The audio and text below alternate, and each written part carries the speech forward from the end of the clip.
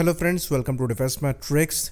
तो सीसीएस द्वारा contract clear किया गया था 5 फ्लीट सपोर्ट वेसल्स को बनाने के लिए, जिसको हिंदुस्तान शिपयार्ड लिमिटेड या फिर एचएसएल द्वारा बनाया जाना था। ये करीबन 22,000 करोड़ का कॉन्ट्रैक्ट था और ऐसा मानकर चला जा रहा था कि एचएसएल द्वारा ये प्रोजेक्ट जो है ये टर्की की फर्म एनाडोलू शिपयार्ड की कंसल्टेंसी के साथ बनाया जाएगा, जहां पर प्रॉपर असिस्टेंस इनको टर्किश फर्म का रहेगा, क्योंकि एचएसएल और इस कंपनी के बीच में पहले से अरेंजमेंट थी। तो इस चीज़ को लेकर हमने उस समय भी वीडियो बनाया था और हमने कंसर्न रेस करी थी कि जिस तरीके के रिलेशन इंडिया और टर्की के बीच में है, इसके चलते हुए टर्की की कंपनी इंडिया के डिफेंस कॉन्ट्रैक्ट में पार्टिसिपेट करे, ये सही नहीं है। ये बिल्कुल वैसा हो गया कि हम उन्हीं को फंड कर रहे हैं जो हमारे अगेंस्ट खड़े हैं।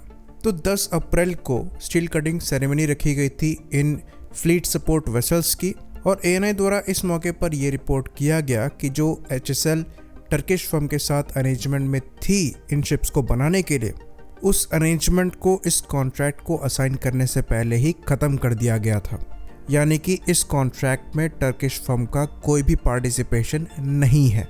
ये प्रोजेक्ट प्योरली एचएसएल द्वारा एग्जीक्यूट किया जा रहा है, जहां पर असिस्टेंस कोची बेस्ड एक फर्म का है जो कि एज अ कंसल्टेंट एक्ट कर रहे हैं। तो ये पूरा का पूरा स्वदेशी प्रोजेक्ट है।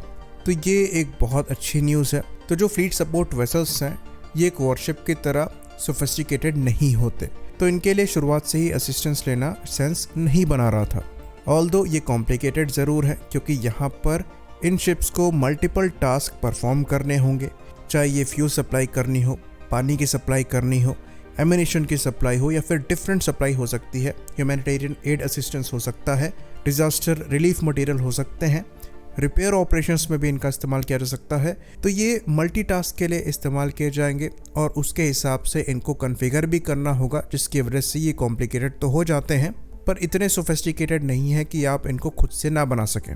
बाकी ये 40,000 टन डिस्प्लेसमेंट वाले शिप्स होंगे और ये इंश्योर करेंगे कि जो आपके वॉरशिप डिप्लॉयड हैं वो लंबे समय तक के लिए डिप्लॉय रह सकें।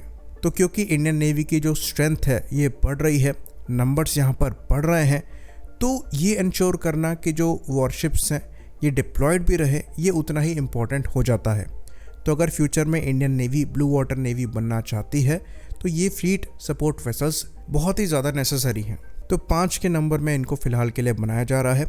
पहले से भी हमारे पास कुछ वेसल्स सर्विस में हैं, जिसमें दीपक क्लास के 2 वेसल्स हैं, आदित्य क्लास के 2 वेसल्स हैं और एक ज्योति क्लास का वेसल है। तो ये जो 5 वेसल्स हैं ये फर्दर हमारे रेप्लेनिशमेंट कैपेबिलिटी को इम्प्रूव करेंगे और इनकी डिलीवरी जो है ये मोस्ट लाइकली 2027 से स्टार्ट हो सकती है।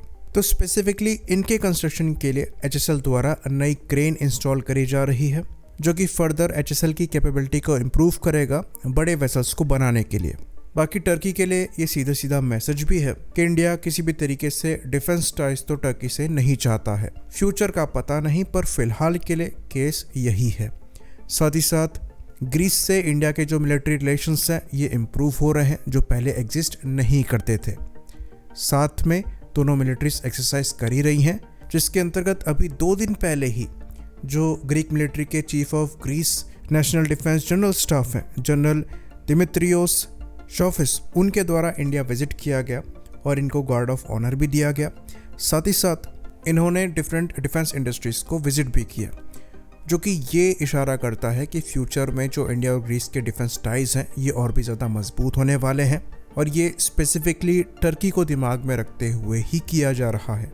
ऑल्दो इंडिया कम्प्लीटली टर्की के एंटी भी नहीं है, पर प्रिपरेशन ज़रूर करी जा रही है कि अगर सिचुएशन ख़राब होती है तो हमारे पास काउंटर के लिए कुछ हो।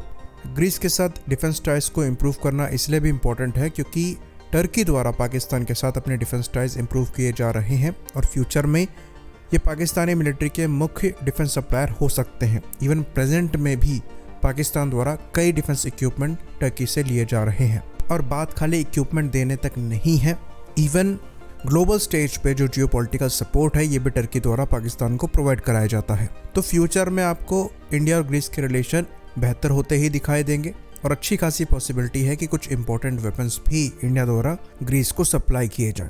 आई होप इन्फॉर्मेशन यहाँ पर क्लियर रही हो। इसी बात पर इस वीडियो को हम खत्म करेंगे। लाइक करिए, सब्सक्राइब करिए। जय हिंद।